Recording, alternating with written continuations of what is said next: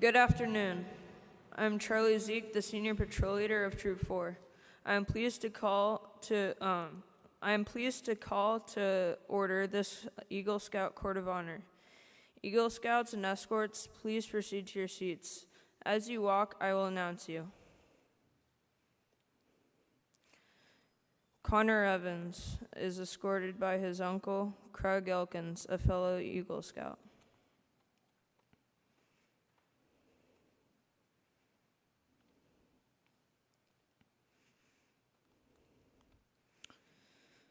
Charlie Ganabadi is escorted by his father, Ali Ganabadi, a committee member with Troop 4.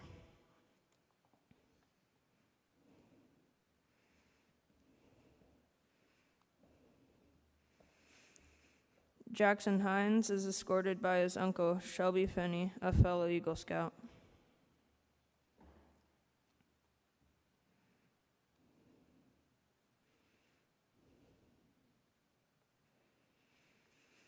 Grant Kirk is escorted by his father, Troop 4 Scoutmaster Michael Kirk.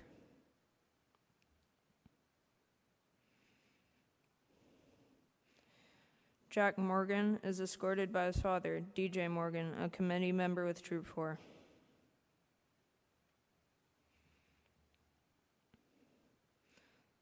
Sam Pernell is escorted by his father, Kirk Pernell, a committee member with Troop 4.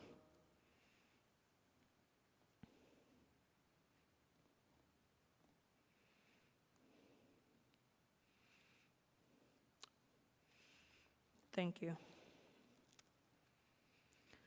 Ladies and gentlemen, please rise for the Troop 4 Color Guard. Leah Sweet and Finn James, please proceed.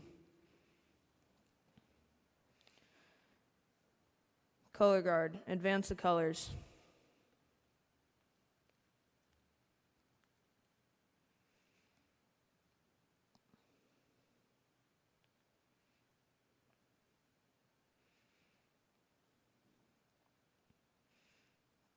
Color Guard, halt.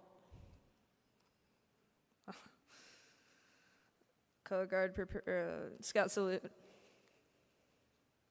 Color Guard, post the colors. Please join me in the Pledge of Allegiance. I pledge allegiance to the flag of the United States of America and to the republic for which it stands, one nation, under God, indivisible, with liberty and justice for all. 2. Color Guard, reform.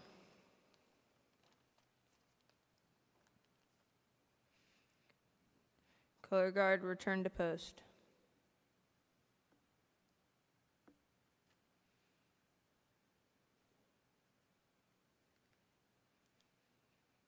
Noah Ram, can you please come forward and lead the Scout oath and law?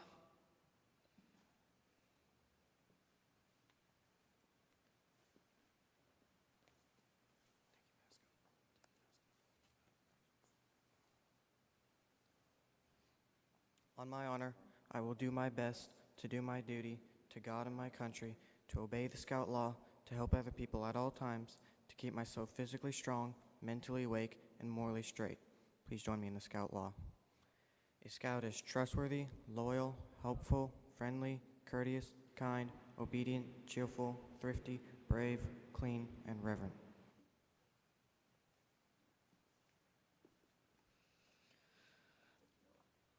Thank you. I now ask Troop 4 Scoutmaster Michael Kirk to come open the Court of Honor.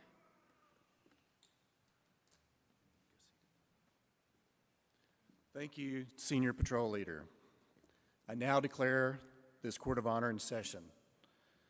Today we have the honor and pleasure of recognizing 6 candidates for the award of Eagle Rank. This is an important and serious matter. In full awareness of the challenge of these times, the parents and leaders of these candidates have labored long and faithfully to develop them to be alert and to participate in citizenship through the Scouting program. Their efforts culminate today in the celebration of the Eagle Scout honor for these young men. The success of these efforts will become evident in the way these Eagle Scouts will set their pattern for future growth and discovery. Congratulations, Eagle Scouts. All of you are great students, good citizens, and outdoorsmen. Now I'd like to call on the Reverend Landon Whitsitt of Westminster Presbyterian Church to ask God's blessing upon this ceremony. Friends, let us pray. God, we thank you for the opportunity to come together as family, friends, leaders, fellow scouts on this significant day in the life of Jeffrey, Charlie, Jackson, Jack, Grant, and Samuel. Today is a celebration of a journey full of challenges, friendships, struggles, and occasionally a little fun. Today we think of all the merit badges earned along the way, the oaths committed to, and the character these young men developed, and the service to our community that these scouts worked so hard to bring about. Little by little, month by month, year by year, they were faithful, and we celebrate their faith, commitment, and hard work. And so we ask for your blessing on these scouts, their families who supported and encouraged them, and their fellow scouts who helped them along the way. Bless the scout leaders, Troop 4, and all those who are here physically or in spirit. Continue to walk with these young men as they take these next steps in becoming the scouts and the people you desire them to be. Amen. Thank you, Reverend. You may be seated. Now we will turn our attention to some of our active Troop 4 scouts that I am proud to lead. These young men will tell us more about the Trail to Eagle. Sam Edwards, Ryan Johnson, Sam Williams, Blaine Kirk, Joseph Horvath, and Evan Kurt, please come forward. And Noah Ram.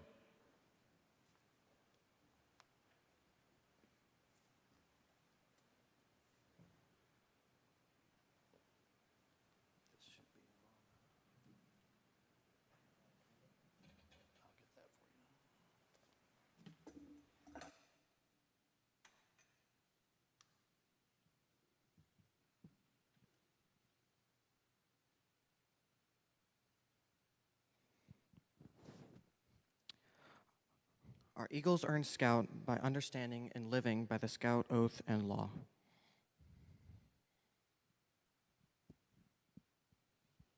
The Tinderfoot Badge is at the foot of the Eagle Trail. Once inspired by the spirit of scouting, a scout won't stay tenderfoot for very long.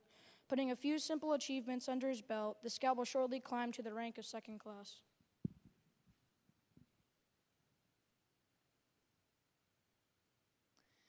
The requirements for second class become more difficult. A scout must learn to be self-sufficient in the outdoors and continue to render service to others. Now the scout is ready for the challenge of attaining first class. Although the requirements become more difficult, the scouts keep climbing until finally comes the day when he tops the first summit along the Eagle Trail. There he receives his first class badge. As a scout works towards achieving the rank of Star Scout, he must continue working on a hard-earned the 13 merit badges required for Eagle Scout, as well as 8 more merit badges to attain a total of 21 merit badges. The scout must also take on a leadership role in the troop and begin passing skills they have learned. While the rank of Life Scout is a coveted one, the Eagle Trail does not end there. Instead, it leads the scout even higher towards the ultimate summit. The path narrows and becomes steeper. There is more hard work, and the scout has few companions at this point on the trail. In addition to leadership skills, the scout must now demonstrate community service while he continues to live out the scout law and scout oath. Upon reaching the peak of the Eagle Trail, it becomes the foremost responsibility of an Eagle Scout to live his life with honor. An Eagle Scout lives his life with honor not only for himself, but because he must set the best example for others. Living honorably, the Eagle Scout reflects the credit due to his family, his troop, and his community. The fact that the eagle was chosen to symbolize the highest honor in scouting is no coincidence. The bald eagle is a symbol of pride and freedom to America.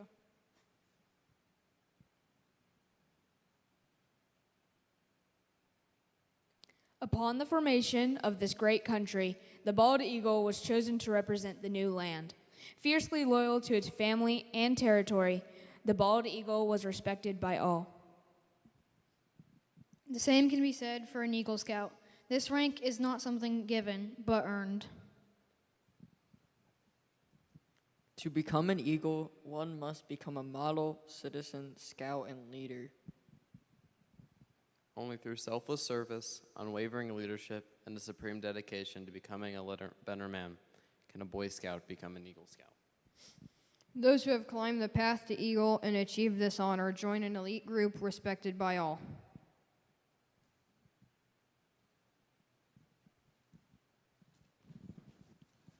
Thank you. Readers, you may be seated.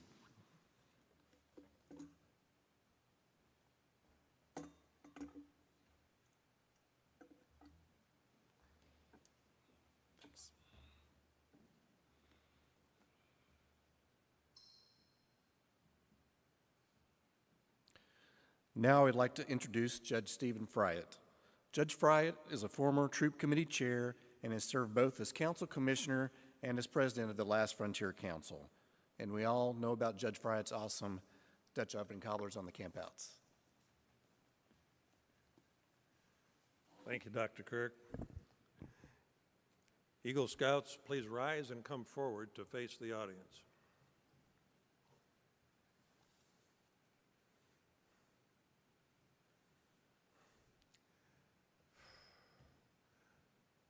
I will now give the Eagle charge to these candidates, and at this time, I ask that all Eagle Scouts present in the audience please stand so they may show their support while Connor, Charlie, Jackson, Grant, Jack, and Sam take the charge.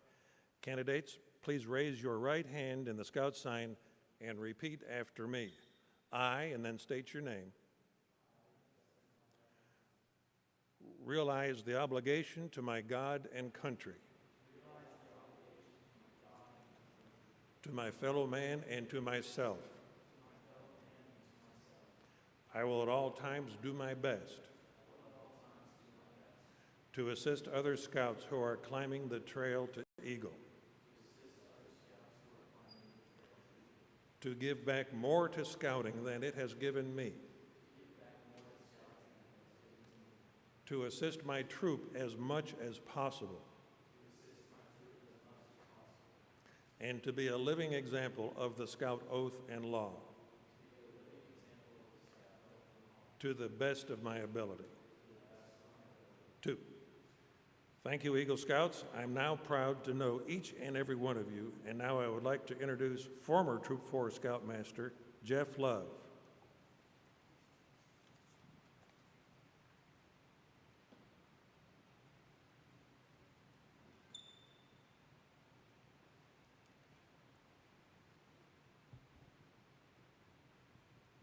It was my great honor to be Scoutmaster of Troop 4 from the years 2018 to 2020. I also had the great honor to lead Jack and Connor as Pack 4 Cub Scouts. During the last decade, we've had a lot of fun together. Scouts, it is now my honor to administer the Eagle Oath to you. Please raise your right hand and give the Scout sign and repeat after me. I state your name. Reaffirm my allegiance to the 3 promises of the Scout Oath. I thoughtfully recognize and take upon myself the obligations and responsibilities of an Eagle Scout. With the help of God, I will do my best to make my training an example, to allow my influence and my opportunities to strongly count for physical fitness,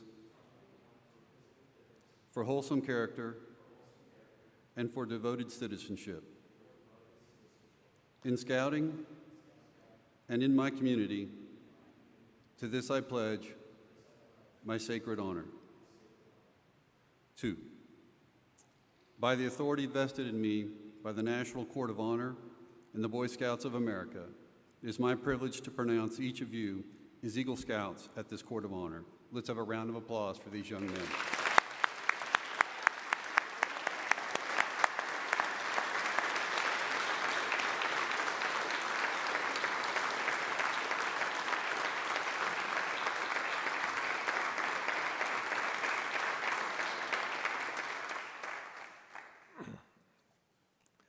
Parents of the new Eagle Scouts, please come forward and stand with your sons.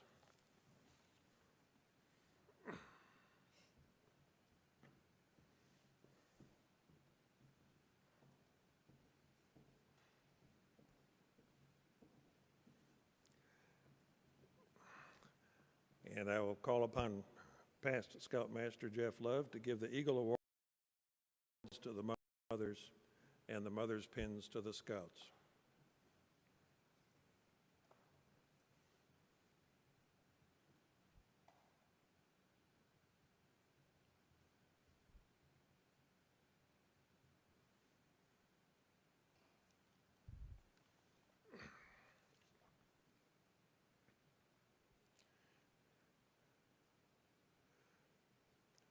No bond is stronger than that which exists between a mother and her son.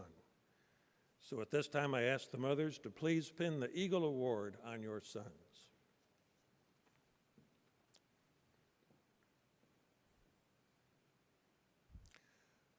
While they're doing that, sons, let me suggest that you recall some words that are probably still ringing in your ears from your mother. Specifically, when are you going to get started on that Eagle project?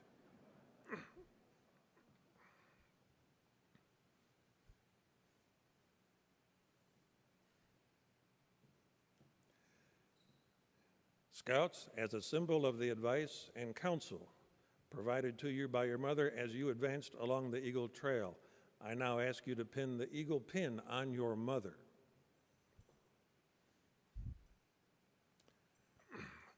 And I'll add one more short digression, Scouts. This proceeding has a bit of the feel of a graduation ceremony.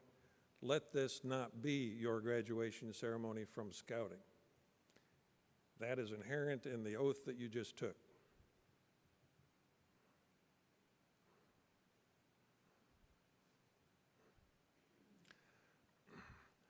Mothers, thank you for all you have done and continue to do to support these young men.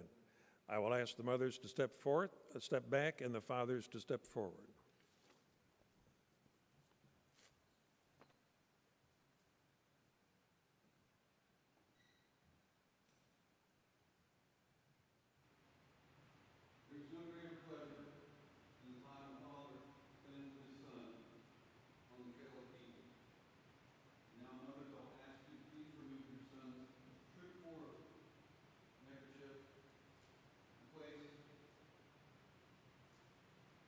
Eagle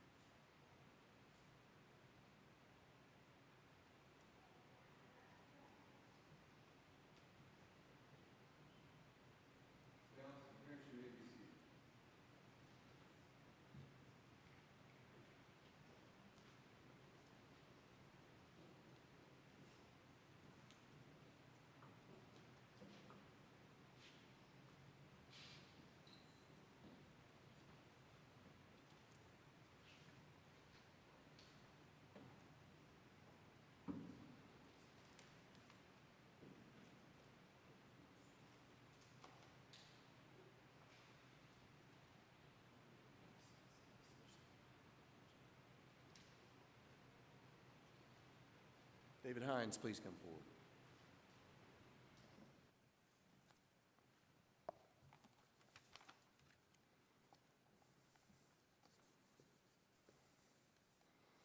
As the Troop 4 Advancement Chairman, I am very honored.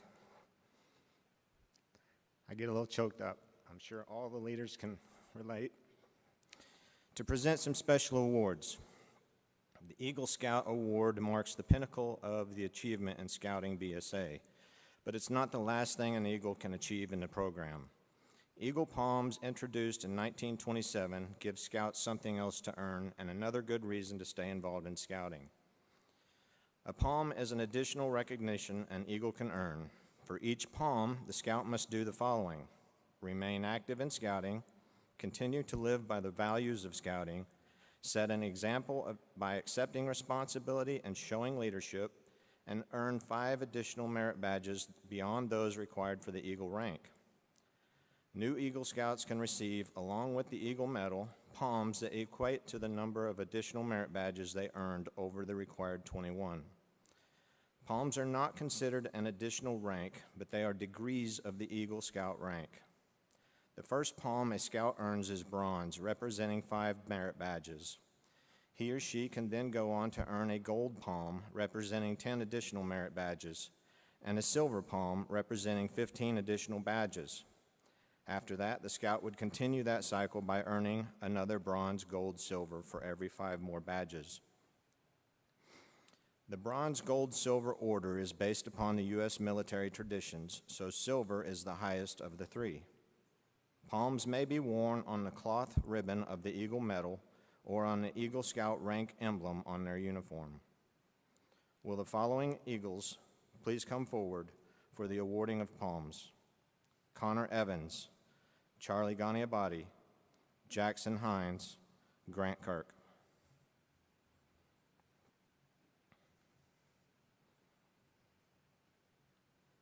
These 4 Eagle Scouts have earned the bronze palm.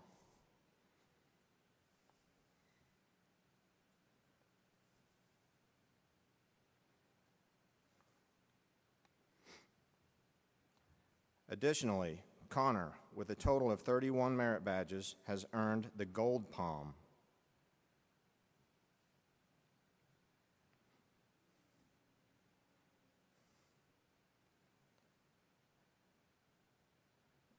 Jackson, with a total of 39 merit badges, has earned the gold palm and the silver palm. Congratulations, Scouts. Wear your palms with pride. You may be seated.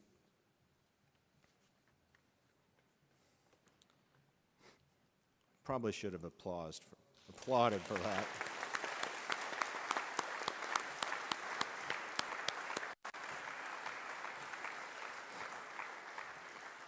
I have one more special award to present. Scouts and Scouters who visit most or all of BSA's 4 National High Adventures bases can earn 2 special recognition awards, the Triple Crown of National High Adventure and the Grand Slam of National High Adventure. The Triple Crown goes to a Scout or Scouter who completes qualifying programs at any 3 of the 4 High Adventure bases, Northern Tier, Philmont Scout Ranch, Sea Base, and the Summit Bechtel Reserve. Scouts and Scouters who complete qualifying programs at all 4 bases will receive the Grand Slam Award. Jackson Hines has attended and completed 3 of the 4 High Adventure bases. He has sailed the Bahamas at Sea Base in 2019, canoed in the Canadian Boundary Waters at Northern Tier in 2020, and had the summit experience at the Summit Bechtel, West Virginia this year. Jackson, please come forward.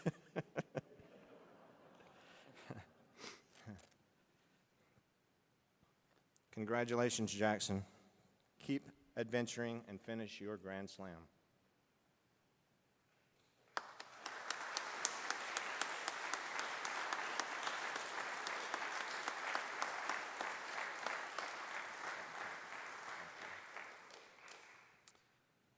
Mr. Love, please come forward and introduce the Eagles.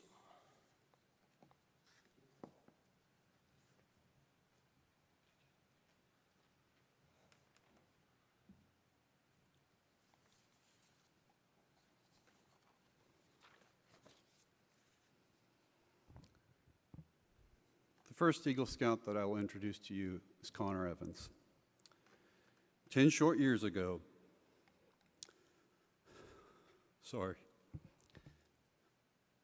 I volunteered to be the Cub Scout leader for the first grade boys of Westminster School. 14 boys showed up on a fine September day for our first outing at the Martin Nature Park. Conor was one of them. He was bright-eyed and eager, and Conor was then, as he remains to this day, always ready to do his part. I hardly knew Conor back then, but I knew within a few short weeks that Conor would see it out and that he would earn the rank of Eagle Scout. Of the original 14 boys that started out with Pack 4 in the first grade, only 3 remain here today. Conor is trustworthy. Of all the things I worried about while I was Scoutmaster, I never once worried about where Conor was or what he was up to. Conor worked hard, and he earned his achievements in scouting. While we were Webelos, I gave the boys a challenge. The first one who could achieve the Arrow of Light would earn the privilege of choosing our patrol's name when we became Boy Scouts and joined Troop 4 as 5th graders. Conor worked diligently, and he edged out his fellow Webelos to win the challenge. As it was Conor's choice, he chose to name his new Scout Patrol the Black Mambas. In later times, we simply chose to call ourselves the Mambas. The Mamba is one of the most deadly snakes in all of Africa, and you'll have to ask Conor if you want to know the backstory behind that name. That 5th grade year, we happily picked up a 4th young man named Daniel Yeaman, who through Conor's kindness and tenacity and leadership, learned that he too possessed the grit and the tenacity and understood the value of sticking with something that was hard for the sake of achieving self-improvement and Eagle Scout. Conor quickly earned the respect of his fellow Scouts, both young and old, in all of Troop 4. He was quickly elected Senior Patrol Leader. Conor excelled at SPL, and the troop thrived under his leadership. Conor led the troop then, as he does now, by setting a good example. I would often see Conor offering his fellow Scouts encouragement and a helping hand. I never saw him say anything discouraging. Whether it was burning hot, freezing cold, or pouring rain, I never heard Conor complain. He never quit. Conor never asked a Scout to do something that he himself was not prepared to do. In fact, I don't believe there's anything in the Scout handbook that Conor cannot do. Every Scout in Troop 4 trusts Conor, and they know him to be a fair, honest, and hardworking leader. A few years back, Conor was one of many Scouts blessed to be able to go to Sea Base High Adventure Camp in the Bahamas. Upon arriving at the sailboat called the Zephyrus, that was to be our home for a week, the boat's captain, Captain Tim, quickly put the boys to the task of electing their leader, known to be captain of the boat. Conor quickly won the post, but before he could relish his newfound honor, the captain handed him a stack of paperwork and a clipboard.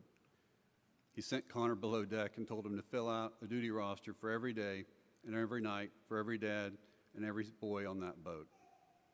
Conor worked diligently while the rest of us lounged on the boat and prepared to sail. He posted a duty roster that gave every man and every boy a job. No Scout missed his shift, whether it was the 2 a.m. to 4 a.m. watch or the cleaning of the one shower and head that we all shared that week on the boat.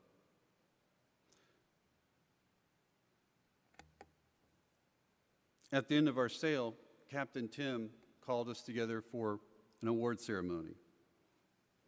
He said he'd been sailing the Bahamas for nearly 10 years as a Boy Scout leader.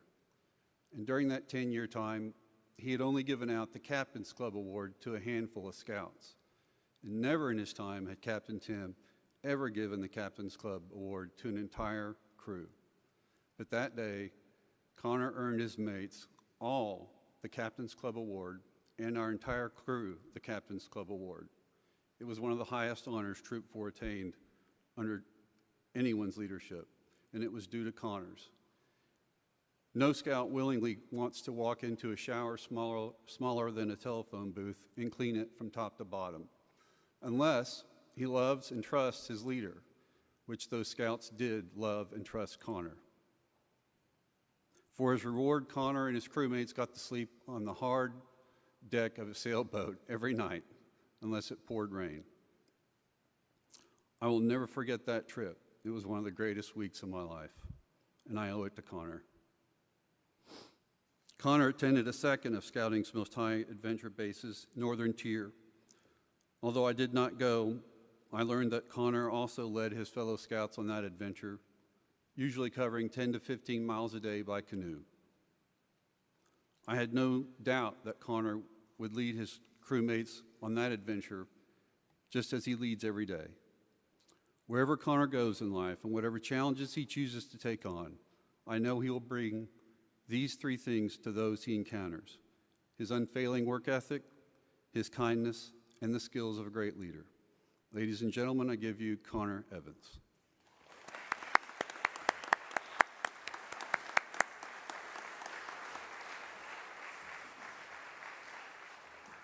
Hello, everyone. First of all, I would like to thank the Westminster Presbyterian Church for hosting us, all of the Eagle Scout moms for putting this together, and Jeff for all those kind words that you had to say about me. It was, and still is, very difficult imagining myself receiving this honor. Ever since my first entrance into Boy Scouts, with a combined Eagle Scout and induction ceremony as a young kid, to foresee myself completing all the lofty tasks that are required to become an Eagle Scout, and yet here I am. But now I reflect a lot less on the challenging times I faced throughout these past 6 years, and more on the great bonds that I've created. While feeling miserable at the time, I remember fondly being woken up by Garrett, Hank, Samuel, and Carter at 4:30 in the morning with Garrett screaming at me to get out of the tent. Turns out, staking a tent in gravel during a storm is not really secure. So, after getting out of the tent and seeing the upright pole collapse right onto my cot where I was sleeping, we went out to one of the travel vans, talking for hours about everything happening in our lives, with people I would normally never talk to. Another great example was hiking a steep hill after a heavy rain. After reaching the summit, Mr. Martinez told Garrett and I that if we ever fall down a hill, that we should lift our hands and cover our heads like this. Hoping to never use this advice, we began to climb back down. And about 2 minutes later, there was a point where I needed to jump foot down to a rocky ledge. And since it was still damp, I slipped and fell, making sure to cover my head, and slammed right into a large oak tree. The bark cutting up my shoulder and thankfully not my head. Luckily, Daniel, who's in the back, was able to walk me down the rest of the way and clean up the large gash running down my arm. The beauty of nature I've seen through Boy Scouts has been beyond my imagination. From witnessing the beautiful beaches of the Abacos to the wonderful sunrises of Minnesota. I would have never been able to travel so far without this wonderful program. It is truly difficult to recount all of the amazing experiences that I've been through, from sleeping on a World War II submarine to barely being able to climb through the Alabaster Caverns, all such wonderful experiences that will stick with me for the rest of my life. Finally, I would like to thank everyone who's contributed to Troop 4, who have allowed me to have such a fantastic time. I would like to thank my mother for always pushing me to complete my requirements, making sure I'm always on top of things. To my brother for experiencing everything with me, I will always be grateful. I would like to thank my father for always being at my side through the tough and the fun, and for helping to plan all these wonderful excursions. Lastly, I would like to thank all of my fellow scouts for making my experience so wonderful. My scouting experience would be much less meaningful without all my friends, so thank you all for joining me on this journey.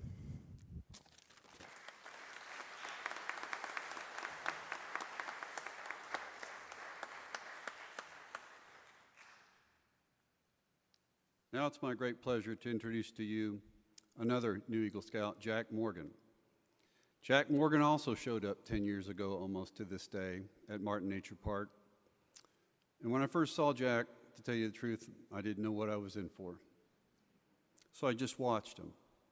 Over the years, I saw that Jack is, and was always, an accomplished camper.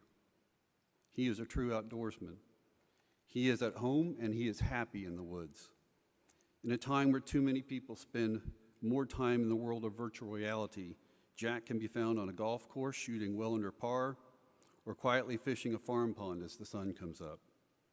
Camp Classen is Jack's second home, It is a place he has memorized every trail and every square foot. Jack enjoys hiking and swimming in waterfall pools. Jack walks quietly through the woods, a skill I tried to teach many scouts, but few mastered. Jack does that so that he doesn't scare off the woodland's inhabitants as he hikes along, because he enjoys seeing nature. Sitting around a campfire at night, I could always tell who was coming because of the tall, slender figure that approached out of the darkness, who I never heard approach, but luckily could see. It was Jack. Jack rarely asked permission, but he always did in the end what was right. When Jack was a young scout, I learned that he was an avid fisherman. We had some great fishermen in Troop 4. Zane Herman was one of them. And on our first camp out to Camp Classen, when Jack was just a new scout, I saw the older boys heading out for a night's fishing. Jack was allowed to go because they knew he could handle himself. They knew Jack could handle his own tackle, and most importantly, if he got his lure stuck, they knew Jack could get it unstuck by himself without bothering them. That night they came back with the story of the giant catfish who had swallowed Zane Herman's bait whole, taken his bobber underwater, all the line off his reel, and swam to the middle of the bottom of the pond, never to be seen again. It was a great story, and one I wished I had witnessed, but I know Jack learned more from me not being there and being with his older scout fellows. The entire time I was Jack's Cub Scout, Webelos, and scout leader, I was challenged to lead him. Jack possesses a keen and observant mind, and an even keener wit. If you undertake a position of leadership with regards to Jack, you are forewarned. He is watching you every moment. Jack questions authority, not out of irreverence or disrespect, but because he possesses a genuine desire to ascertain whether or not you have a skill that is worth his knowing and whether or not you are worthy of being his leader. With regards to the world, Jack knows that he should not sacrifice his own good judgment for what the crowd tells him to do. It was not until Troop 4 went to a terrible and wonderful place called Camp Kayakima in northeast Arkansas for a week's summer camp that I finally learned what it is that makes Jack Morgan tick. As an aside, before we went on that camp out, I asked Jack's dad, DJ, if he would go. DJ told me no. It's really hot there. Jeff, you're going to be sweating in the shower, and you're going to be sweating in your sleep. I know, my wife has family in that area of the woods. And DJ was right. This is the Kayakima patch. And I wondered when I bought it why they had a fire burning underneath the Kayakima emblem, but I learned in a week's time why. The average heat index on that camp out was 108 degrees. The required camping gear list was an 8 D-cell battery personal fan. I tell you, on day 2 of that camp out, if the boys had been allowed to have their cell phones, they would have all gladly given them up in exchange for being able to keep their personal fan. On the 3rd day of the camp out, they canceled camp because the heat index was 118 degrees. Don Evans and I came back from the Scoutmaster meeting at the mess hall to tell the troop, but the boys were all gone. We saw 5 of their large packing trunks stacked one on top of the other next to a large oak tree. Wondering where the boys were, we looked up in the trees to see their hammocks festooned like a scene out of Planet of the Apes. They had literally figured out through Jack, whose hammock was the highest, that the only place there was a breeze in northeast Arkansas was if you were at least 25 feet up in the trees. So Jack had led the boys there. And I know Jack was in the highest hammock because out of that hammock dangled a long tan leg with a blue choco. It wasn't long before camp leadership drove by, saw the boys so high up in the trees and told them to get down, which the boys begrudgingly did. And as soon as those scout leaders drove off, Jack and the boys stacked their trunks, climbed back up in the trees, and didn't come down for the rest of the camp out. They literally slept there, where the only place there was a breeze. It was at that moment I learned that Jack lives for the challenge.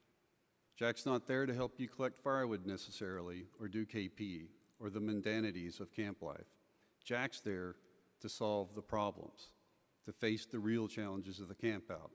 Whether that's kayaking a river or exploring a cave, that's what Jack has come to do. On the next day at Kayakima, Ali Ghaniabadi and Mike Kirk arrived, and we were so glad to see them. Ali is from a hotter place in the world called Iran, and thankfully Ali had thought to bring a garden hose, which he promptly hooked up to the standpipe in the camp and began hosing the boys down with a high-pressure hose. I was wondering if this was hazing or just kind relief as I watched the boys scattered into the woods, but then I saw something. One boy came running towards Ali, and it was Jack.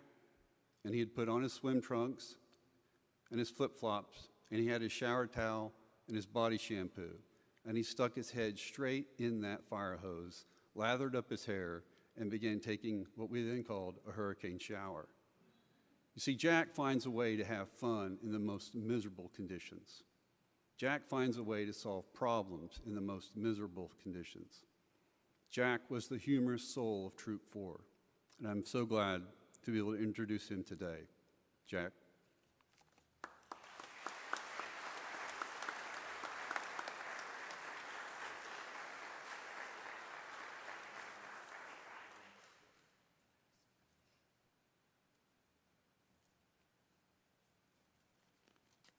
Thank you, Mr. Love, for those kind words.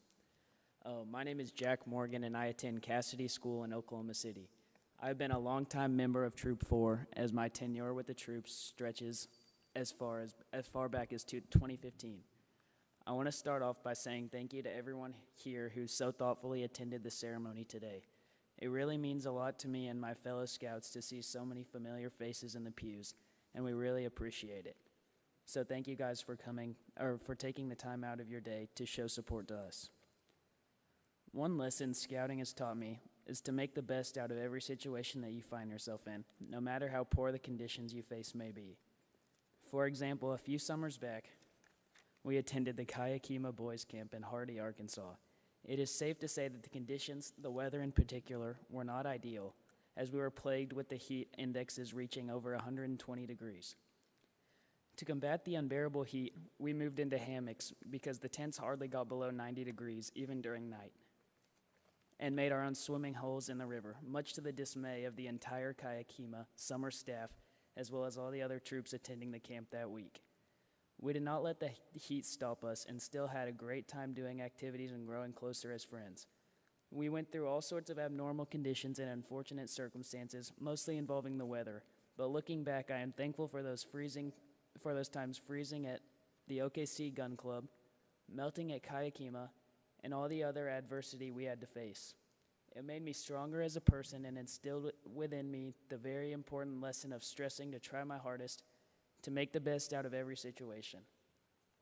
Lessons like this, combined with the memories that I have made and been able to share with my friends here, will truly stick with me for the rest of my life. Picking one great memory from my time in Boy Scouts would be a huge trouble, so I'll cut it to one memory from Scouts to share with you guys. One memory I have was from a camp out at Camp Klassen, no more than a couple years ago. We were playing some pickup basketball in the activity center, and it was an intense game all the way down to the finish. I put up around 40 points, 20 rebounds, 0 assists, and a couple flagrant fouls, and thankfully my team got the win. Is Charlie Ghaniabadi or Sam Pernell in the room? Right. I just want to remind you guys that you can't guard me. I want to wrap up my brief talk by thanking a few people specifically who really had a significant impact on my time in Boy Scouts. I want to start off by thanking Mr. Love. Mr. Love, thank you for all the guidance you provided me over the years, and thank you for always looking out for our interests. Thank you for pouring so much time and effort into making sure that we made it to the finish line of becoming an Eagle Scout. Your hard work and dedication to not only us, but Troop 4 as a whole are not overlooked, and I am very thankful for everything you have done. I also want to thank Mr. Abernathy, who unfortunately couldn't make it today, but most certainly would if he were in town. I want to continue by thanking Mr. Evans and Mr. Kirk for their continued support of me in the later stages of my quest for the Eagle Scout rank. I also want to thank Mr. Yeaman for always keeping us well fed with amazing meals, and Mr. Ganiabadi for always keeping us entertained. I want to thank my Uncle Michael for all of his help and guidance throughout the process of my Eagle project. Lastly, I want to take the opportunity to thank my dad, DJ, for always pushing me to work hard in Scouts, and to be honest, I could not have done it without his help.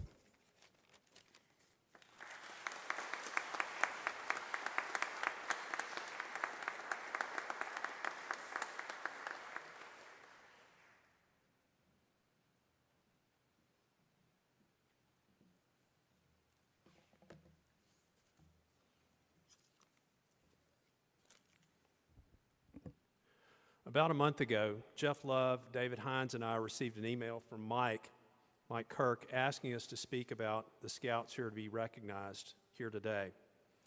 Almost immediately, the three of us wrote back to Mike, and I wrote back that it would be a pleasure and a privilege to speak. And it is indeed a privilege and a pleasure to be here this afternoon, because I'm so proud of our Eagle Scouts that are sitting here in front of me. And I welcome the opportunity to speak with you all, specifically first about Jackson Hines and next about Grant Kirk, and to share some of our experiences in scouting. So Jackson Hines.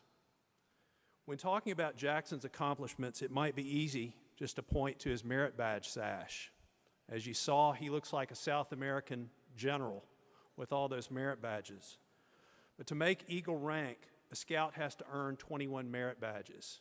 And as you might have heard earlier, paid attention to, Jack has already earned 39 merit badges. In addition to those badges, he's earned recognition from the BSA for snorkeling, kayaking, and whitewater rafting.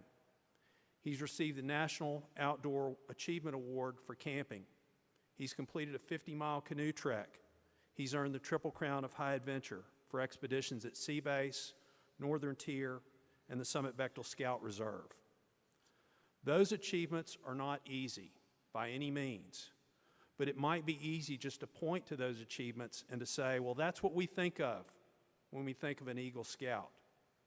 But as we recognize Jackson this afternoon, I want us to look past his resume, look past his achievements.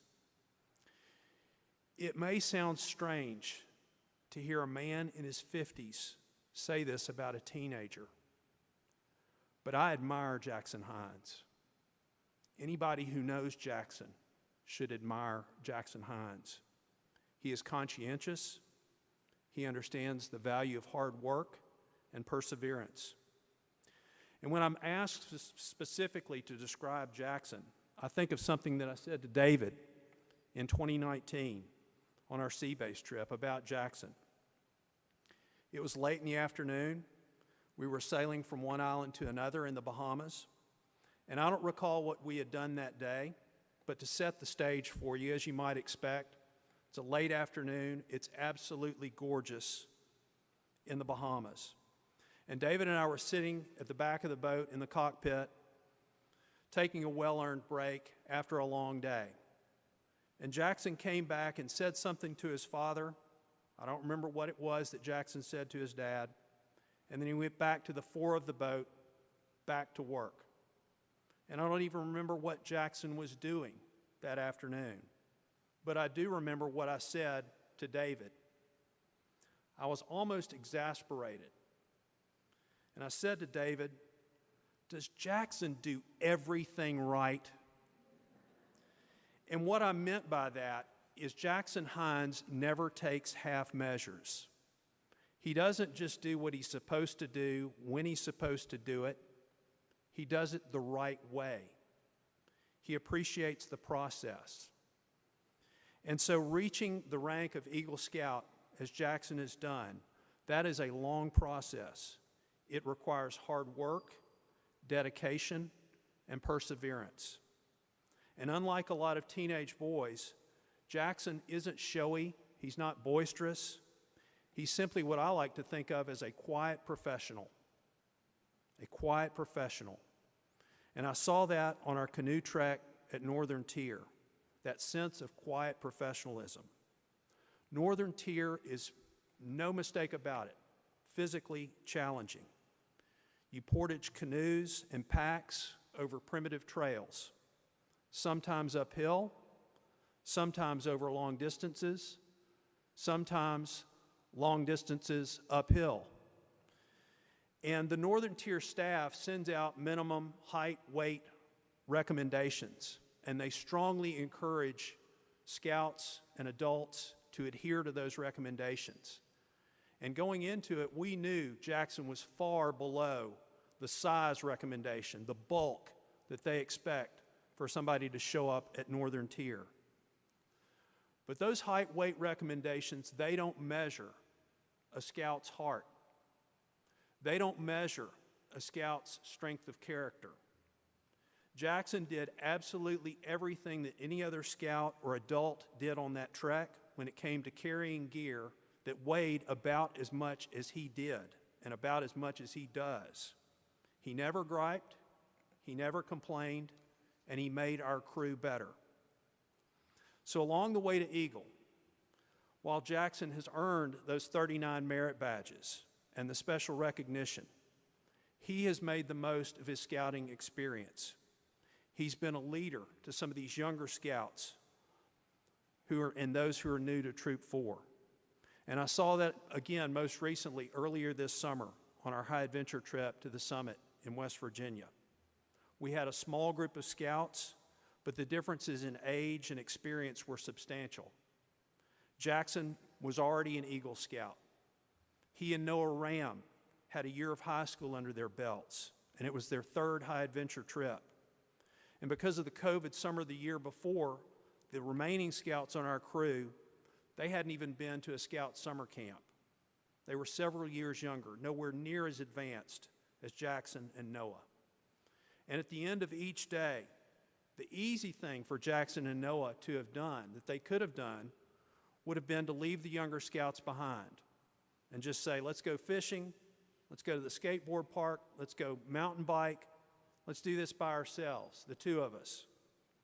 But instead, without fail, our scouts went together as a group. They did things together as a group. And I attribute that to the types of leaders that Jackson and Noah are.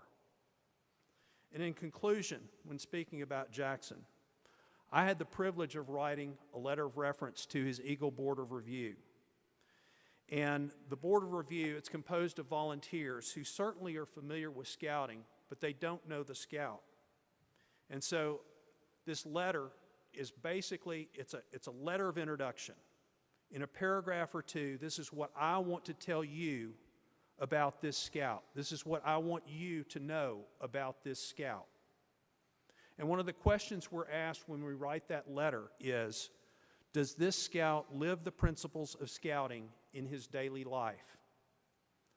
And so I thought about Jackson. How do I answer that question? And my mind went straight to the scout oath and the first phrase in the scout oath. On my honor, I will do my best. On my honor, I will do my best. And as I wrote to the board, Jackson Hines always, without fail, does his best. Jackson, congratulations. The floor is yours.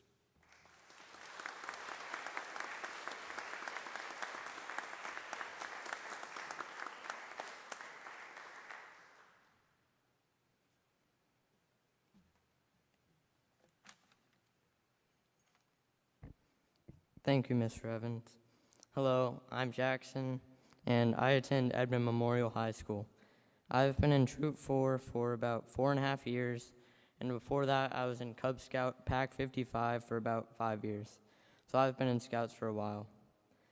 Now I'd like to thank some people who have helped me get to where I am today. First, I would like to thank all my fellow Troop 4 Scouts and their parents. Many of them went on the campouts and helped me advance, and the parents, they helped their sons and kept them involved. I would like to thank all my Scoutmasters, Mr. Rob Abernathy, Mr. Jeff Love, and Dr. Mike Kirk, for helping me advance and learn how to be a better Scout. I would also like to thank Mr. Ty for his guidance and expertise to improve my Eagle project, and helping me reach the Eagle rank. and most importantly, my family, mainly my mom and dad. Sorry, Elizabeth. My parents have helped me all along the way for a long time now, and encouraged me to keep with it. Also, for all the little things they helped me with, like taking me to weekly meetings, going on family campouts, volunteering in my pack and troop, or waking up super early to take me to the airport for high adventure trips. But also, thank you, Elizabeth, for going on the family campouts, helping me sell popcorn, and always being there. Now I'd like to talk about some good times I've had in Scouts. One of my favorites is seeing 2 reef sharks while snorkeling at sea base. Just imagine a little 13-year-old me snorkeling out in the coral reefs in the Bahamas and seeing a shark. Nobody would believe you if you told everybody that there was a shark. But then more and more people in our crew actually believed me. It was scary, but at the same time, it was very cool. Then we saw another shark on the other side of the reef, and these weren't small sharks. At the time, these sharks were about the size of me. Luckily, they weren't close, and we were a pretty big-sized crew. So the sharks kept their distance. Scouting has done a lot of good things for me. It has given me many valuable skills and lessons that can and will be useful in the future. Also, it has given me many new relationships and built a lot of great friendships on the way. With Scouts, I've traveled to 9 different states, 2 different countries, and I've experienced a ton of things that I wouldn't have gotten to do, including snorkeling in the Bahamas, rappelling off cliffs, sleeping inside a submarine, ziplining through tree canopies, canoeing in the Canadian boundary waters, exploring caves, sailing, fishing, and riding a bike through a tropical island. Overall, Scouts was a great experience. I hope the rest of Troop 4 will stay with it, because in the end, it was worth it. Thank you all for helping me get here, and thank you all for coming here today.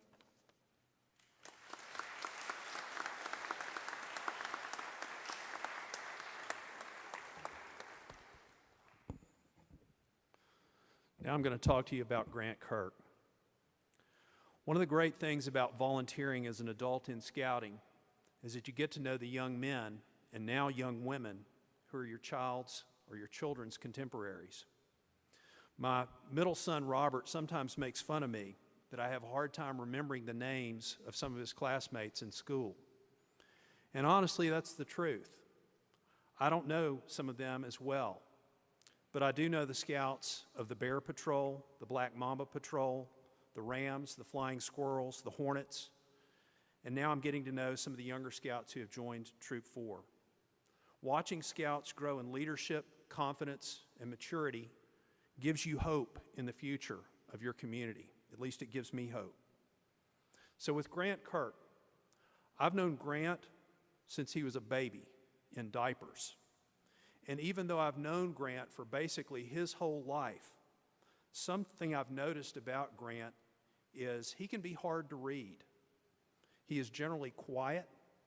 The phrase, "still waters run deep," I think was written for Grant Kirk. It really fits him. So, first impression of Grant, you might think he's the type that sort of stands off to the side and just watches what's going on. And honestly, that trait served him well in Troop 4 when Jeff taught the boys how to play poker. Grant pretty much cleaned out his fellow scout mates playing poker at Camp Chris Dobbins. But that initial impression, okay, Jack's shaking his head no. Okay, they can discuss that later. But that initial impression of Grant really doesn't describe him, and it doesn't hold true. And like I said, one of the payoffs of being involved in the troop, and particularly our high adventure trips, is getting to know these boys, including Grant, so much better. And you've heard the Scouts and us adults talk about some of the amazing places we've been, the fantastic things we've done. We've spent nights in a salt mine, on a submarine, and on a racquetball court at an Air Force base in Colorado. We've been rappelling. We've crawled through caves. We've dined like kings, Mr. Yeaman. We've toured the Air Force Academy. We've kayaked southeast Oklahoma. We've gone whitewater rafting in Colorado. We've done some amazing things through Scouting. And as you've also heard, we've had some not so great adventures. We spent a week under a heat dome at Camp Kayakima in Arkansas. We survived a freak winter storm at Palo Duro Canyon in Texas. But Grant and the rest of the troop, we made it through those not so great adventures. And Grant, you can look back with pride and say, I did that. And what I've learned about Grant through our great and our not so great adventures is he is truly a team builder. He is someone who lifts up the members of his patrol, of his troop, or of his crew. He is a unifier. He's somebody who helps make the group better by helping members bond with one another. Not every team has somebody like Grant Kirk, but the best teams do. He's the guy who helps unify the team and keeps up the morale. And I really saw that aspect of Grant, and I learned that about Grant on those 2 high adventure trips that I took with him, the sea-based sailing trip in 2019 and the trip to Northern Tier last summer. On our sea-based trip, it was seemingly small but important things that Grant brought to our crew. Early in the trip, so early that I think it was even before we had boarded the plane, Grant says to his fellow scouts, "Who wants to play Uno?" and produces a deck of cards. And there we are in the airport before we've ever even started the trip, and the boys are already bonding with one another, having a great time. And once we got to the Bahamas, after we drop anchor, after we'd done the day's work, it seems like all that the scouts wanted to do was get back in the cockpit and play Uno, because they were having such a good time, so much fun, laughing and joking with one another. And I attribute that to Grant. And another way that Grant kept up our morale, for some reason in the Bahamas, he and Conor decided they were going to try to speak Spanish at every turn, whenever possible. Or at least this is the Troop 4 version of Spanish. And one of the words that Grant and Conor and the troop latched onto was tiburon, tiburon, which is Spanish for shark. So Grant, Conor, the scouts, they would talk about tiburones and what they were going to do when they saw un tiburon, how they were going to attack the tiburon and protect us all. And as you just heard from Jackson, the great thing is, the last day, we were underway, we went snorkeling. We're all obeying the buddy system. As Jackson said, it's a big group of us. We saw un tiburon. So that's one way that Grant kept the morale up. As to the Northern Tier trek, we made the trip to Northern Tier last summer during the height of the COVID pandemic. And for a while last summer, the Boy Scouts of America had suspended all high adventure trips. Minnesota was closing its border, and we weren't sure whether we were going to actually get to make the trip. And at some point, Canada closed its border. And so if we were going to take the trip, we were going to have to rethink and figure out what to do and make significant adjustments to our itinerary. And after a lot of uncertainty, after a lot of stress, with some thanks from Wendy Lentz, or thanks to Wendy, we made it to Minnesota, and we got to do the trip. But then once we got there, there was this looming possibility that if anybody in our crew started running a fever or started coughing, it'd all be over. We'd all be sent packing back to Oklahoma City. So finally, Monday morning comes, the canoes are on the water, our packs are secured in the canoes, and we push off from the dock at Ely. And finally, after months, I feel like I can relax because we're underway. And at that point, I figuratively turn over the keys to Grant because he's the Gold Crew leader. And it became Grant's trip. And though that trek was physically challenging, at least for me, the mental stress was gone because of Grant's leadership. He was the leader and the glue and the bond that kept our crew together, working well as a team. And out in the Boundary Waters for a week, that's where Grant really came into his element as a leader. That's where us adults got to hear a little bit more talkative Grant with David and me and Mason Ganiabadi back there and our interpreter, a Naval Academy midshipman. And one evening, we overheard a very interesting fact about Grant Kirk. we overheard the scouts mentioning that Grant makes rap videos. You heard that right. Grant Kirk, the rap artist. Grant is a rapper. Now, unfortunately, out in the middle of nowhere, we couldn't pull up his videos on YouTube, but it gave us something to laugh about and think about and contemplate as our trek was nearing its end. And through it all, Grant was a great sport about it. His sense of humor continued to shine through. So when preparing my remarks for today, when I recalled Grant's leadership with the Gold Crew last summer, something else dawned on me. In some sense, scouting is a war of attrition. Webelos cross over to become Boy Scouts. They get put in a patrol, but as time passes, scouts fall out of the program. That's just natural. The patrol gets smaller. But with Grant's patrol, we saw the opposite thing happen. Sure, there were a couple of boys who started and dropped out. But through the years, Grant's patrol just kept getting bigger and bigger. And that is in no small part attributable to Grant Kirk. He invited boys who had never even been Cub Scouts to join our troop. And he convinced them to join. And after they joined, Grant looked out for them to make sure they were having a good time in scouting and involved. And maybe they got off to a little bit of a late start, but soon enough, those scouts are going to be joining Grant as Eagles. That's the type of leader that Grant was for the Flying Squirrels and for Troop 4, and that's the type of leader I expect he's going to continue to be. One last thing to say about you, Grant, before I cede the floor. But it's not really so much about you, it's about your mom. When we would get ready for those trips when your dad couldn't go with us, and particularly those 2 high adventure trips, I suspect without even knowing it, where is Sandra, by the way? Where are you, Sandra? Okay, Sandra.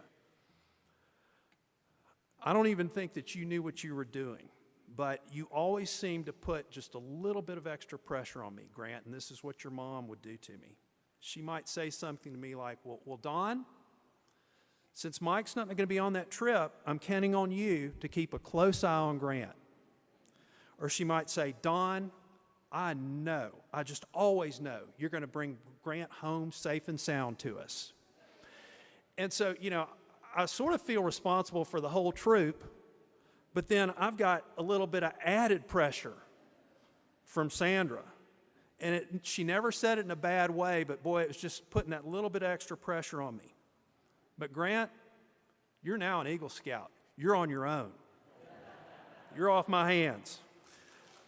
This is a proud day for Sandra. It's a proud day for Mike, a proud day for your family. It's a proud day for me. Congratulations, Grant Kirk, Eagle Scout. You've got the floor.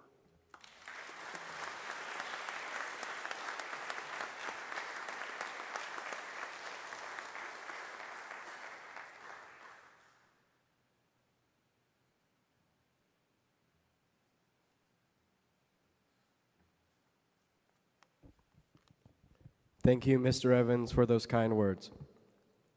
First off, I want to start by thanking all of the adult leaders and parents who helped me achieve this goal, as well as my family, especially my parents, and my fellow scouts. You see, I was a reluctant Cub Scout. Then, I was a reluctant Boy Scout. Yes, especially when it came to the monthly campouts. I usually had some sort of test that I had to study for during these campout weekends. And that was back in the time when we were all crammed in the scout van. Then, when we finally arrived at the campsites, we were all crammed in the army tents. So, as you can imagine, it was hard to study. At this point, my parents were already obsessed with scouting, so much so that it was discussed at each of our family dinners. But although I was reluctant, I can tell you that through all of that struggle, I made many good memories and am proud to be a part of Troop 4. One of my core memories as a scout occurred at Camp Chris Dobbins. I was working on the Wilderness Survival Merit Badge, and one of the requirements was camping overnight in the wilderness with nothing but a tarp and nature. I was upset about having to leave my campsite because I was looking forward to Mr. Yeaman's Cajun dinner. Right before dinner time, me and some of my buddies who were also working on this merit badge set out for the meeting place. The trek, which was nearly 2 miles, led us to the opposite side of the camp. We lugged our baggage to the meeting place and sat down our tarp. The counselors were making burgers, so we waited. After about 30 minutes, we got our burgers. As we were just about to start eating them, it started to rain, then pour, then turn into a violent storm, which turned into a battlefield when the counselors told us to retreat back to the main camp. Roughly 100 scouts trudged through the mud and rain to get back to camp. We couldn't drag our luggage through the mud, so we got some trash bags out of our trunks. We stuffed all of our gear into these trash bags, then proceeded to run through the storm. Somewhere along the trek, our trash bags ripped, and all of our gear, including our sleeping bags, got soaked. At this point, we had nothing dry left, so we accepted defeat, and instead of running, we started walking through the storm. We were all in a foul mood, so when we saw the rest of the wilderness survival group sheltering in a cabin, hoping to go back to the meeting place, we walked past them and kept going to the main camp. Some counselors tried to stop us, but we just ignored them. After 2 long miles of dragging our gear through the mud and rain, we finally got back to our campsite. At this moment, I was at an all-time low in my scouting career. I walked into the campsite on the verge of tears and was pleasantly surprised that there was still leftover food from the vacation night. Happy and sad at the same time, my dad gave me a plate, and I was so grateful. Somewhere along the line, the rain stopped, and my dad helped me lay out my sleeping stuff to dry in the sun. As you can tell, scouting taught me resilience. When it comes down to it, if learning how to be an Eagle Scout was all I had achieved in these 4 years, I wouldn't have continued. The reason I stayed is because of the memories and friendships that I made throughout my time being a scout. Some of the best memories I have had occurred during some of the worst moments of my life. We are truly a brotherhood, and for that I am grateful. So thank you for that, Mom and Dad, for encouraging me and sometimes pushing me.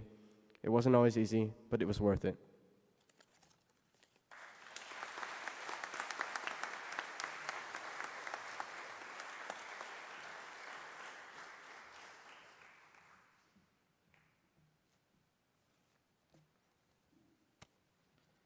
So when Jeff and I were, or Dawn and Jeff and I were asked to introduce the Scouts, we were very honored to do that, but obviously we did not coordinate with each other, and so you're going to hear some recurring themes. So I get the pleasure of introducing Charlie and Sam. So I started camping with Troop 4 in the summer of 2017, and one of my first camping experiences was at Chris Dobbins' summer camp in Colorado Springs, the one that you just heard about. This is when I first got to know Charlie, and one of the greatest parts about being a scout leader is getting to watch awkward young boys grow into responsible young men like you see here. It's an honor. This couldn't describe the blessing of knowing Charlie any better. To know Charlie is to really love Charlie. This awkward boy towered above my son from day one. Like most people, I assumed Charlie to be much older based on the look of his body. I even found myself associating Charlie to Olaf from the movie Frozen. He was this lovable, funny character that rattled around in his body like a boy in his father's raincoat. Although Charlie sometimes was clumsy and as a bull in a china closet, I've never met anyone with a bigger heart. Sorry. Charlie has always welcomed newcomers and made him feel like a friend. I think his size may even have given him some paternal instincts to look after those who were younger or smaller than he. He is always helpful, always courteous, always kind.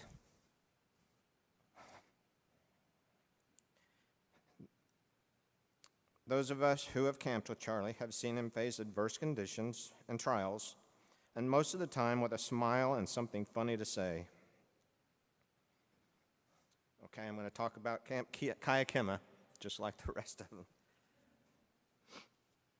And I may be corrected now that I've heard Jeff's story.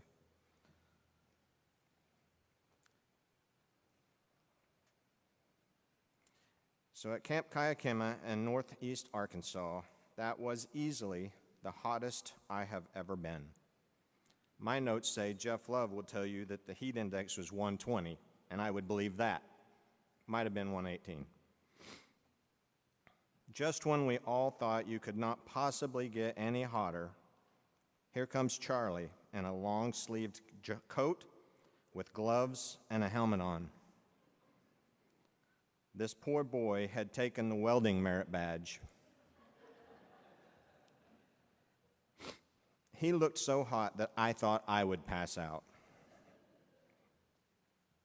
Through the years, I consistently saw Charlie use his big body to help other kids and even us adults. At Northern Tier in the Canadian Boundary Waters, I watched Charlie carry the heaviest gray whale across long portages while also assisting others with their gear, even us adults. There were a few times that I saw him have to force the smile to his face with great effort while he labored for others, but he always did it. Charlie can always be counted on to be helpful and cheerful, and it's been my honor and privilege to watch Charlie become the outstanding young man that I know him to be, and I'm proud to be able to call you an Eagle Scout.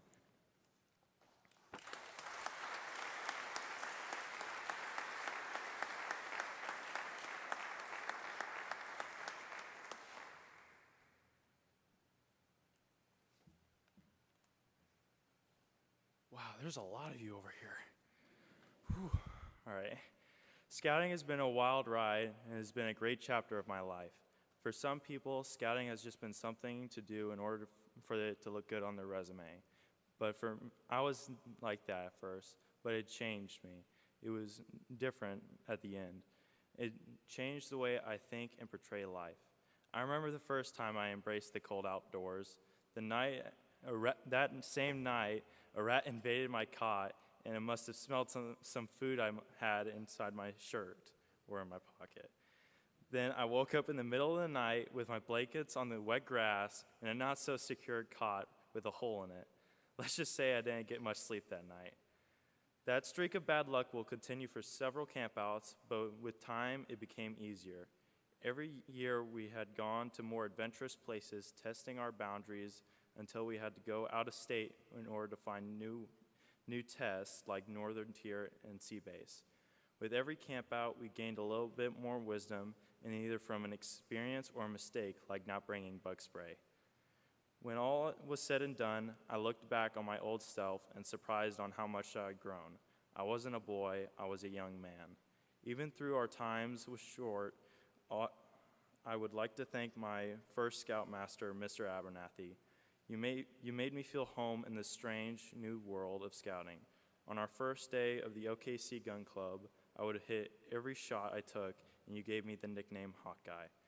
To this day, it has been one of my favorite memories. I would also like to thank my Scoutmasters, Mr. Love and Mr. Kirk, for mentoring me and teaching me the way of scouting. They have stuck with me through thick and thin and have always been great mentors to me with great advice throughout the years.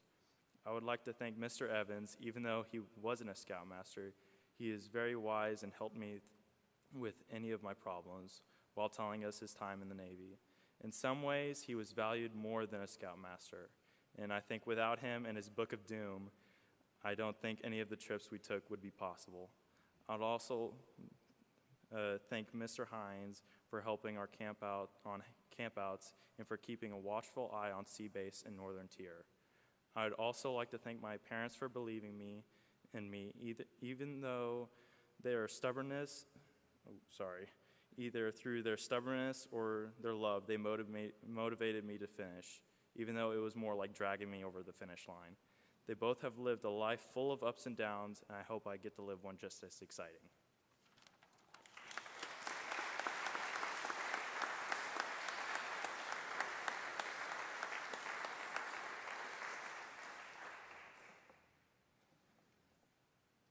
I think you've recognized that as leaders, we all sort of almost feel like adoptive parents. And so it's very, at least for me, obviously, emotional to see this. So, Sam Pernell. There's very few people in here that don't know Sam and what a fun character he is. As I thought about how to introduce Sam, I thought about 100 different directions this could go. And yeah, there's plenty of funny stories. But as I was looking back at my old scouting pictures for this Court of Honor, I kept seeing the same two faces, Sam and Jackson. Sam and my son Jackson met in pre-K at Ernley Crouch. They've been scouting together since, well, I think as long as you can be scouting. I've camped with Sam so many occasions I can't count them. One of the many qualities that amazed me from a very early on about Sam was the fact that he is always surrounded by a crowd. Even to this day, I never see Sam by himself. There's a saying that leaders aren't born, they're made. In fact, that's a large part of the scouting, of scouting, is making leaders. But if you've ever spent time around Sam, you will come to know that he's a born leader. People just follow Sam. It's because he's friendly, he's easy to talk to, he's always ready to have fun. When it comes to having fun, Sam's resourceful. Sam could invent a game out of a shoestring, a tin can, and a stick, and probably half of those, or even one. I've never seen Sam fail to accomplish something he set his mind to. When you combine this with his natural leadership ability, it's a powerful combination. On occasion, I've seen Sam leading a crew accidentally make a wrong turn or maybe go down the wrong trail. But with his drive to finish his mission, he quickly realizes it and leads his crew back to where they were supposed to be. And due to his excellent leadership, most of the crew never even knew they were off track. Part of this is actually also due to another natural talent Sam has. Now, this one may come as a shock to some of you, but Sam has what they call the gift of gab. I know it's hard to believe. Not only is Sam an excellent communicator, good storyteller, but he has one of the most remarkable memories I've ever seen, especially for sports trivia. So when his crew's off track, sometimes they won't notice because they're so engrossed in discussion that they're oblivious of their surroundings. Sam is a natural. He's one of those guys you sometimes envy. He's good at sports, he's a good fisherman, he's a good camper, a good leader, he's fun to be around, and he's always got a good story. So it comes as no surprise that Sam has earned his eagle. I'm just honored to have been able to watch the journey along the way. Congratulations, Sam.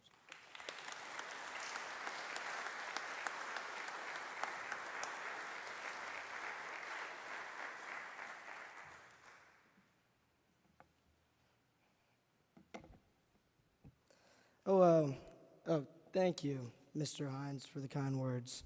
Hello, I'm Sam Pernell, and I attend Bishop McGinnis Catholic High School.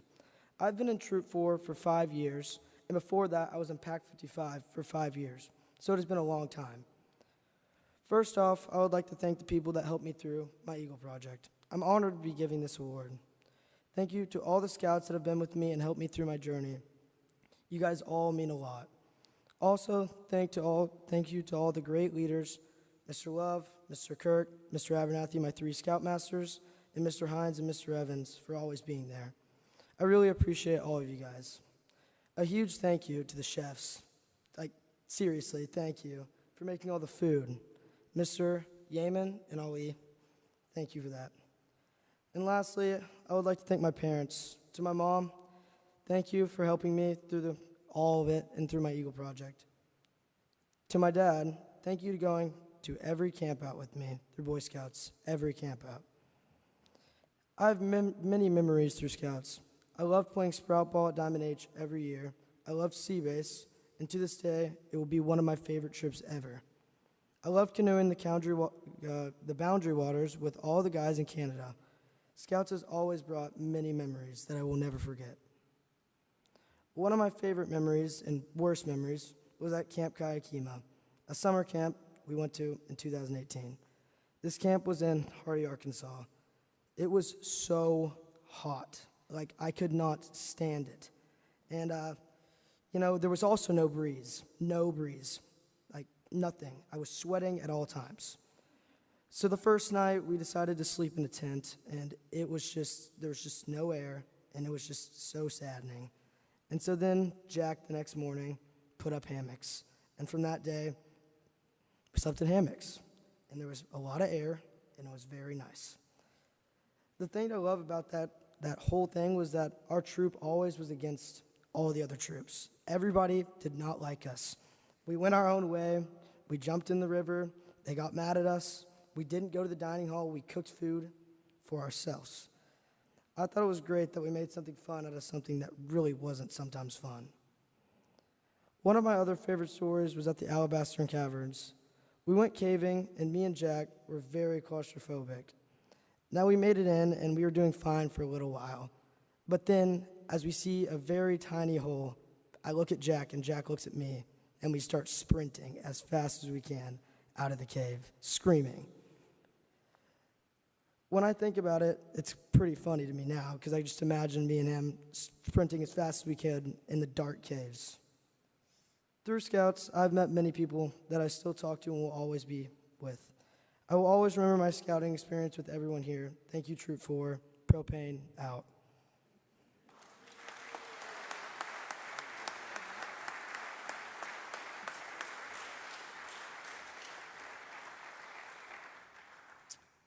Thank you, Scouts. Thank you, Mr. Hines, Mr. Evans, and Mr. Love. Sam and Jackson, can you please come forward to give the challenge coin presentations?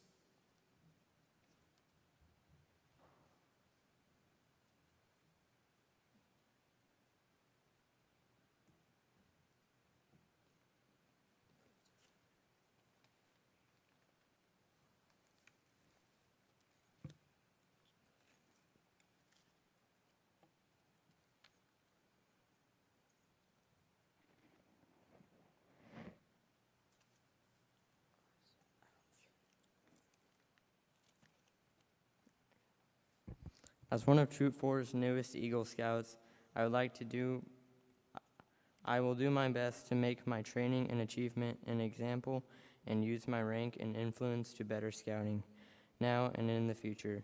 In this commitment to help with my troop and their journey to the Eagle, I'll call out Leo Sweet. Leo, would you please come forward?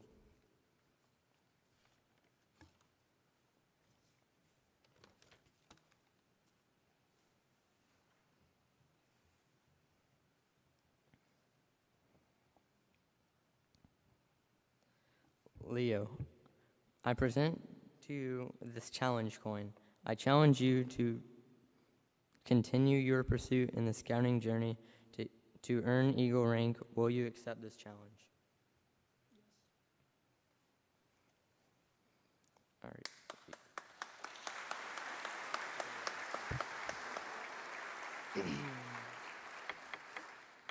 As one of Troop 4's newest Eagle Scouts, I will do my best to make my training and achievement an example and use my rank and influence to better scouting, now and in the future. In this commitment to help my troop with their journey to the Eagle, I call out Sam Williams. Sam, would you please come forward?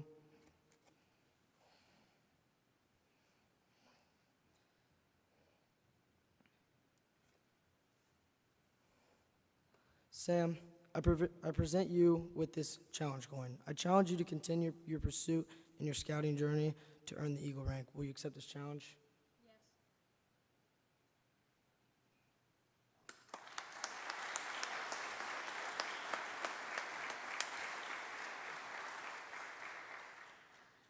Okay, Eagle Scouts, I know you want to say some thank yous to your leaders. Please come forward.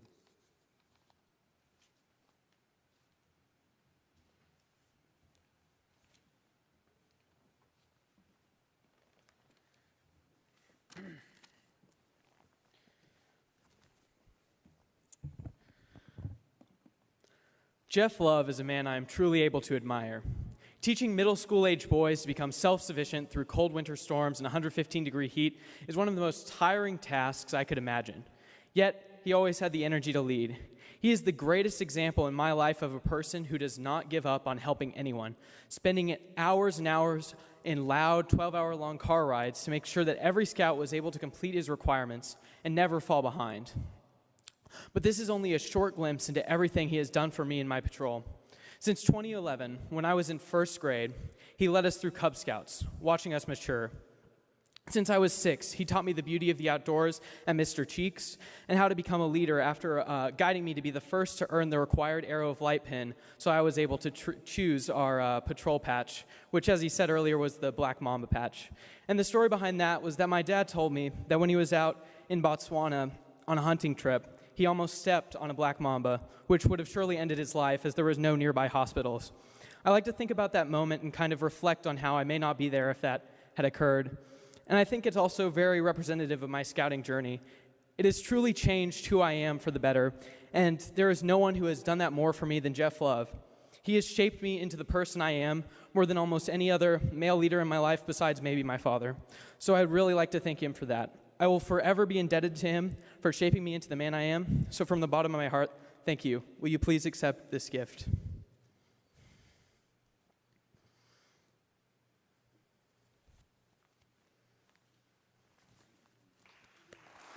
Get a round of applause.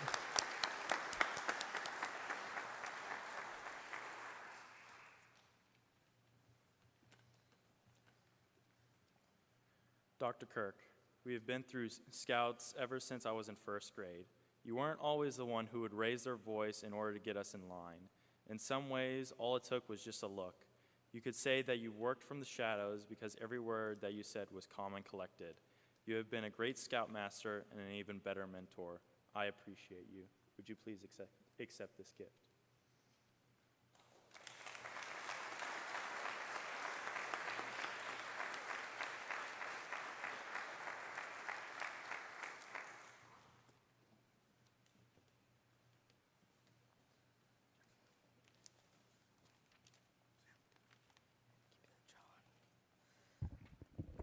Mr. Hines and Mr. Evans, you're the backbone of the troop. Thank you for all you have done and continue to do. Mr. Morgan, Ali, Don, and Dad, you all do whatever is necessary to make the troop run smoothly. Thank you. Will you please receive this gift?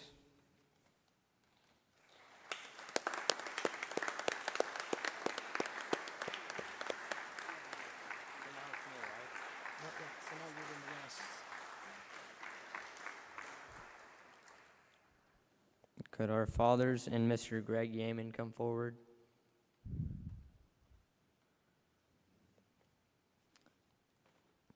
We want to thank you for being a part of this experience with us. You all joined our monthly campouts, summer camps, and several of you came on our high adventure treks. At times, we think you definitely enjoyed it more than we did, but we are so grateful you were here with us. And Mr. Yeaman, thank you for teaching us how to cook and always feeding us so well.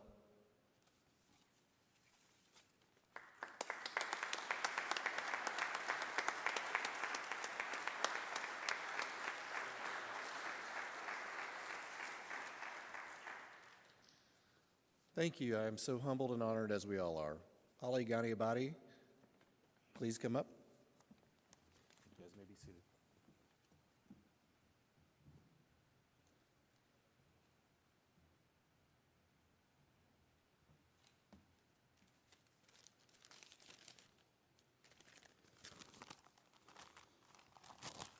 Thank you, Dr. Kirk. I first got to know about the Boy Scout when my wife asked me if we want to let Charlie join the Boy Scout when he was in the second grade at Westminster. I remember when I was a child and Charlie's age in Iran, growing up, being a Boy Scout was my dream. But my parents could not even afford to let me go to school since my dad needed me to help him at his shop, let alone spend time to be a Boy Scout. Therefore, with no hesitation, I told Mirandy, sure, we should let Charlie join the Boy Scout. During the past few years that Charlie and I been involved in scouting, we learned to spend quality time together, be a good role model, help others, be a good leader, and much more. All of these helped us to be much closer and watch out for each other. In every camp out, we all circle around at the end to share our roses and thorns of the camp out. I want to share with you some of my roses of my scouting. We were doing derby racing. Charlie and I would spend lots of time in the garage working on our race car. Every year we learned something new from others, research, and finally, the last year of our derby racing, we placed and made it to the third and second round. We were so excited that we finally made it. Another one of my roses was we had gone kayaking at Illinois River in Tahlequah. This was our first camp out with the troop force since we had advanced from Cub Scout to Boy Scout. I was very scared. Did not even know what kayak was. I finally convinced myself to go along. Charlie was the first one in the water, and everybody else followed. I was the last one in the water. Water was so calm, which that helped to calm me down. I had not gone very far that the river started to drop, and so did my kayak. My kayak turned over, and I was under the kayak in the river. And since I did not know how to swim, it felt like that I was drowning. So I panicked. And thanks to the life jacket that I had on, I was able to get myself on the top of the big rock. And I looked over, saw Charlie standing on the top of his kayak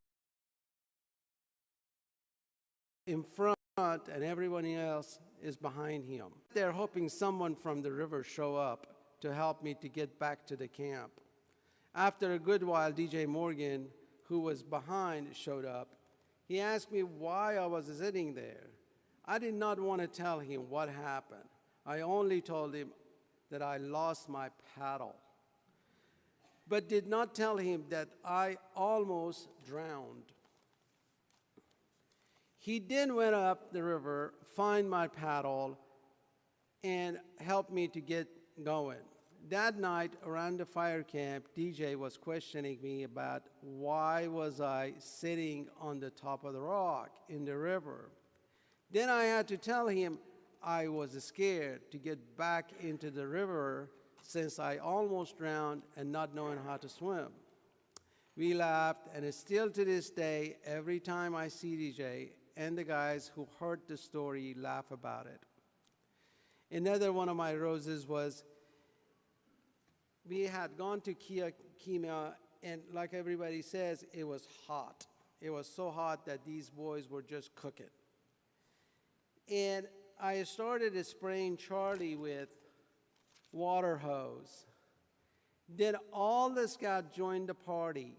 Later on, this became known as hurricane shower.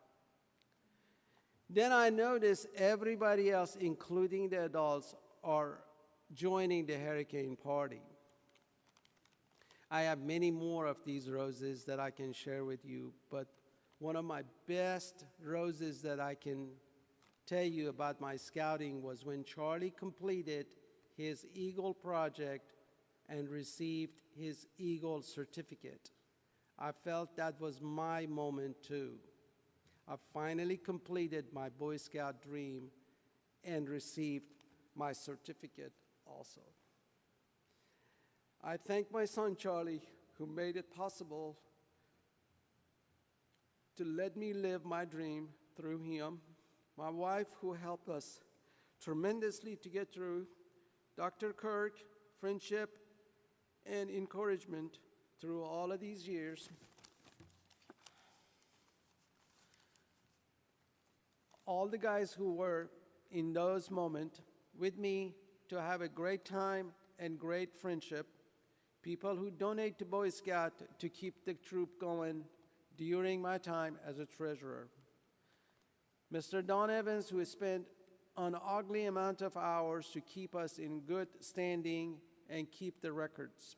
Mr. Jeff Love, Judge Fright, Mr. Rob Abernathy, Dr. Selby, David Hines, DJ Morgan, Greg Yeaman, Kirk Pernell, who give their all every day a numerous amount of time for this troop. And thank you all for being here.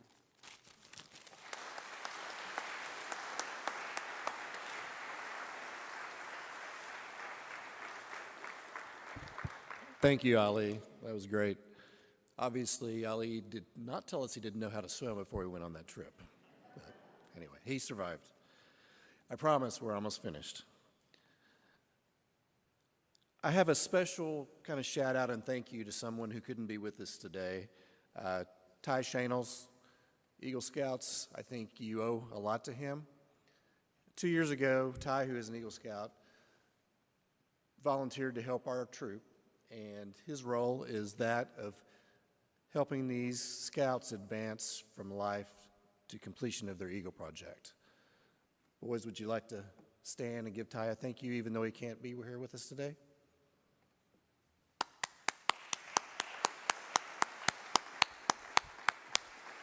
Thank you. He's on a beach somewhere, so we don't have to feel too sorry for him. Now I'd like to read a few community congratulations to the Eagle Scouts. From our Troop 4 special advisors that couldn't be here with us today, Rob Abernathy, Dr. George Selby, Mark Vaughn, and Ty, congratulations, gentlemen. We're also proud we enjoyed working with you all. From Mayor David Holt, on behalf of Oklahoma City, congratulations. I know your parents are extremely proud of you. Have a wonderful time celebrating this achievement. From Governor Kevin Stitt, I join with your family and friends in offering my personal best wishes on your accomplishments. From Roger Mosby, President of Boy Scouts of America, congratulations on achieving the ultimate rank in scouting. Now we will allow our next speaker to congratulate you himself. It is my pleasure to introduce Dan Ownby. Dan is the current National Chair for Boy Scouts of America, the highest volunteer position in the Scout organization. Previously, he served as International Commissioner for Boy Scouts of America. Dan is an Oklahoma State alum who now resides in Houston. Dan?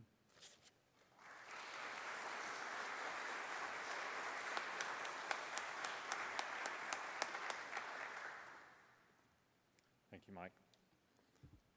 On behalf of the Boy Scouts of America, congratulations, Samuel, Jack, Grant, Jackson, Charlie, and Connor. Lots of work on this journey, fun, and some challenges. What you have learned will follow you for the rest of your life. Several days from now, months, years from now, you'll think back on the fond memories and those that made that possible. Give back to those across the way here. Those young scouts need your help. And throughout your life, to your community. A wise man once said on advice for young people, get a good education, decide what you want to do. Whatever you like to do is exactly the thing you are fitted for. Be diligent and decent. Don't begrudge the fact that you have to work for what you get. The greatest reward in living comes from living outside and beyond oneself, and the greatest qualities a man can have are simplicity and humanity. Judge Alfred P. Mona. Thank you, parents and leaders, for what you do for young people. And Scouting makes a difference. Thank you.